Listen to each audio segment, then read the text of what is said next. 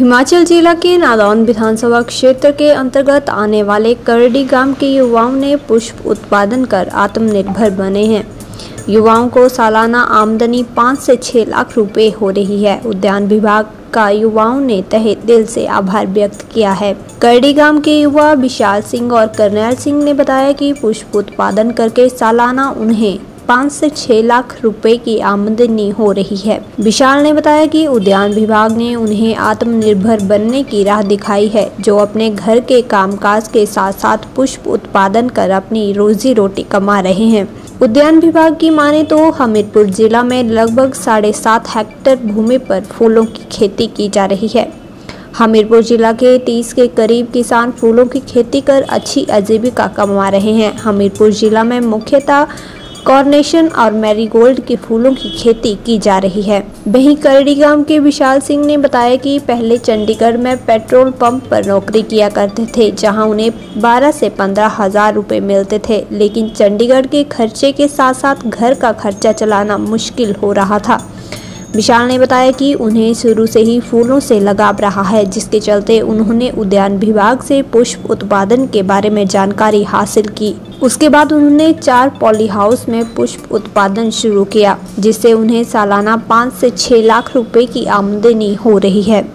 वहीं करनैल सिंह ने बताया कि वे पहले ही बेरोजगार ही थे, इसके बाद ही उन्होंने पुष्प उत्पादन के बारे में सोचा और उद्यान विभाग नादौन से पुष्प उत्पादन के बारे में जानकारी हासिल की, जहां उन्हें विभाग से उस उत्पादन में सब्सिडी मिलने का भी पता चला और उसमें कार्नेशन और मैरीगोल्ड के फूलों का उत्पादन शुरू किया। उसके बाद उनकी आजीविका में लगातार बढ़ोतरी होती रही। आज 5 से 6 लाख रुपए फूलों के उत्पादन से सालाना आमदनी हो रही है।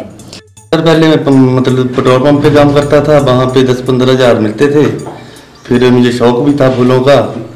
फिर हॉर्टिकल्चर दफ्तर से मैंने मतलब सलाह ली और निशा मैम है, इन्होंने काफ़ी मदद की हमारी।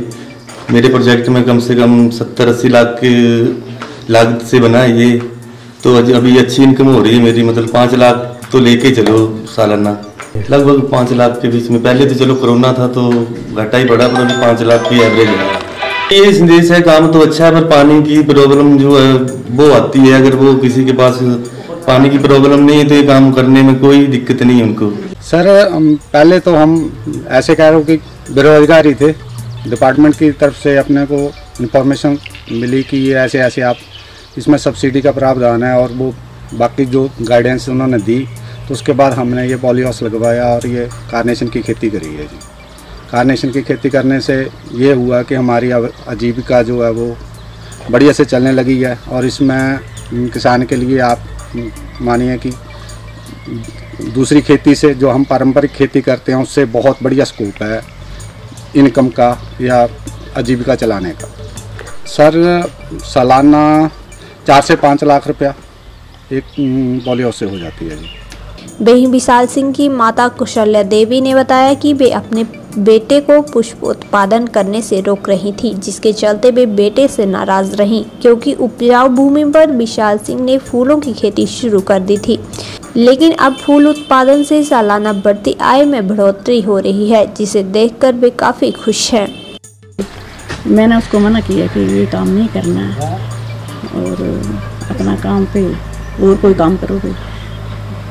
फिर मैं बहुत नाराज़ हुई उसको। फिर नहीं, उसने कहा कि ये काम करना है, अच्छा काम है। अब वो विशाल सिंह अब कमाई कर रहा है।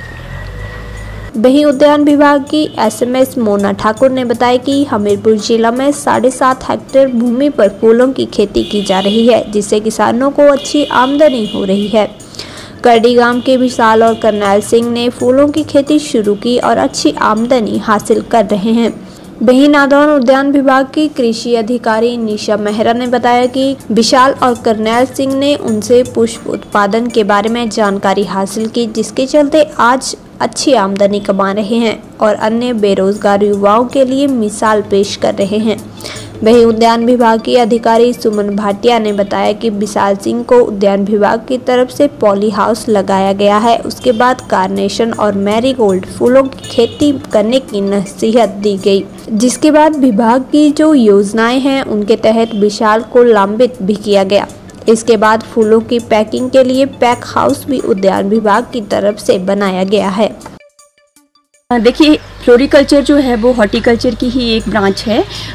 फूलों की खेती से किसान जो है वो एक अच्छी आय अर्जित कर सकते हैं। जिला हमीरपुर की बात करूं तो लगभग 7.5 हेक्टेयर एरिया में फूलों की खेती की जा रही है, जिन मुख्यतः कारनेशन और गेंदे की खेती की जा रही है। और इस साल लगभग 30 किसान जो हैं वो फ्लोरिकल्चर से जुड़े हुए हैं जिला हमीरपुर में।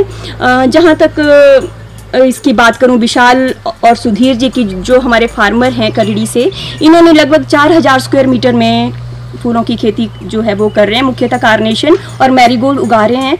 तो इनको लगभग सालाना एक पॉली हाउस से 4 से 5 लाख रुपए की जो है वो इनकम हो रही है। और विभाग के पास जो हमारी स्कीमें हैं MIDH और पुष्प क्रांति योजना, उसके तहत इनको हमने उपदान दिए थे पॉली हाउस निर्माण के लिए और प्लांटेशन के लिए। तो पॉली हाउस के लिए हमने इनको 80% जो सब्सिडी थी वो दी थी और प्लांटेशन के लिए हमने 50% सब्सिडी दी थी। अंत में मैं इतना ही कहना चाहती हूँ कि फूलों की खेती से हम वातावरण को सुरक्षित रखते हुए अच्छी कमाई कर सकते हैं। तो ये कारनेशन की खेती हो रही है, इसमें 2 फार्मर हैं, विशाल और सुधीर, जो इकट्ठी खेती कर रहे हैं। 2 भाई हैं जो इकट्ठे मिलके कर रहे हैं। शुरुआत में जी ऐसा था, जब मैंने यहाँ पे विभाग में नई इस ब्लॉक में आई थी तो ये लोगों ने संपर्क किया, तब इनके पास इस तरफ की मोटिवेशन नहीं थी और एक तरह से प्राइवेट जॉब करते थे, बेरोजगारी थे। तो हम लोगों ने विभाग की तरफ से इनको ये थोड़ा सा मोटिवेट किया कि आप लोग ग्रीन हाउस लगाएं और कारनेशन का काम करें, जिसका अच्छा स्कोप है और अच्छी आय अर्जित की जा सकती है। आप भी कर सकते हैं और आप 4 लोगों को साथ में इसमें आय का साधन भी दे सकते हैं। यहाँ पर विशाल जो फार्मर है, हमने उसको ग्रीन हाउस, पहले तो हमने उसको कारनेशन का काम करने के लिए ग्रीन हाउस दिया।